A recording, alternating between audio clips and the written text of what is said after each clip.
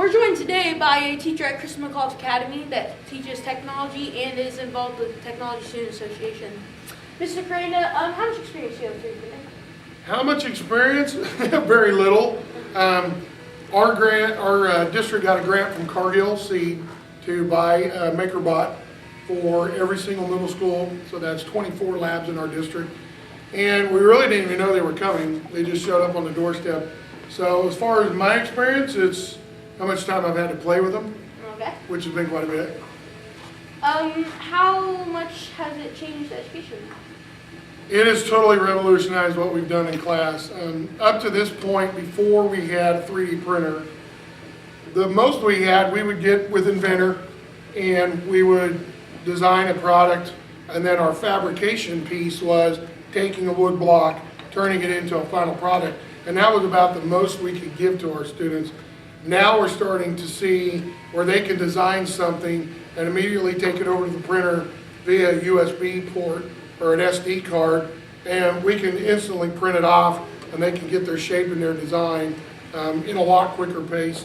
I think it's very beneficial because the more you see 3D printing exploding into the workforce, kids are getting a real life experience. Like, you know, here we're in Wichita, there was an article that we saw that Boeing actually has over 3,000 parts of an airplane made off the 3D printer. International Space Station, they have a MakerBot up there. They send up a file from Houston, they're able to print the part, and then that cuts down on stuff that needs to be taken. So not only does it change what we do in the classroom, but it's definitely a real world situation, which is what we're always looking for, to give kids a real world experience. Yes. Now, as it becomes further involved with education, it's further involved with other companies such as Boeing, Nike, etc. Sometimes price can be an issue when dealing with these 3D printers. Do you think that this could cause financial problems or market crashes in the future? Well, I don't know much about the business world. I know that for education, we're always dealing with budget cuts. Our printers are just over $2,000. The filaments, $50 a roll.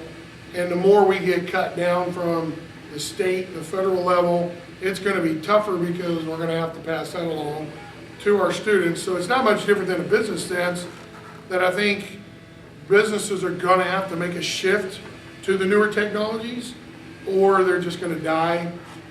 What that's going to do in the marketplace, I'm a teacher, not an economist, so I don't know about market crashes. I can definitely see a lot more workers getting put out of business, because here's another example of a robot doing what a human probably could do. And so if you have the capability of one person designing it, plugging it into 50 3D printers, mass producing it on that scale, you're going to see problems in that market area. But I would think the price of goods could go down. So you're probably going to, if you want a better answer to that question, probably have to go to Wichita State and find an economic professor. Of course. And for our final question, do you think that because some weapons are being fabricated by 3D printers, do you think that that would cause them to be banned from schools? Well, there's always pitfalls and dangers with technology in the classroom, whether it's a cell phone, whether it's 3D printer. As long as the teacher does a good enough job of setting expectations, and then there's adequate consequences for poor decisions, I think you can stem a lot of that. It's not much different than people tweeting or on Facebook or something with a cell phone. You make it abundantly clear that's not going to be expected or accepted. I think you can curb that just like we can with 3D printing. I'm kind of a control freak when it comes with the MakerBot, that the students design it, they put it on a card, they bring it to me, and if it meets my approval, then I'll print it for them. They don't get the free reign to just come over and say, I'll make whatever I want, and Mr. Koranda won't find out about it. I'm kind of a gatekeeper, but it's also a baby. I want to protect it, because I don't have $2,000 to replace it if something happens and it gets broke.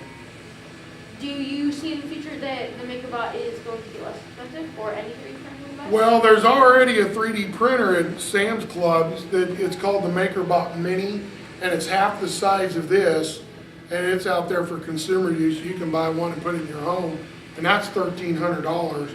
I think with any technology that we've seen, you know, I go through my museum with my kids of what I did when I was in 6th grade to the cell phone museum, and we talk about how technology changed. Everything's going to get smaller, it's going to get cheaper, it's going to become more economical. Just like you've seen with cell phones, I think it's going to be readily available for home consumer use with the 3D printer. Maybe not MakerBot, somebody's going to come up with one that's cheap enough to get it in the home. I agree. So there you have it, folks. From Chris McCall's Academy, I'm Taylor Morris signing off.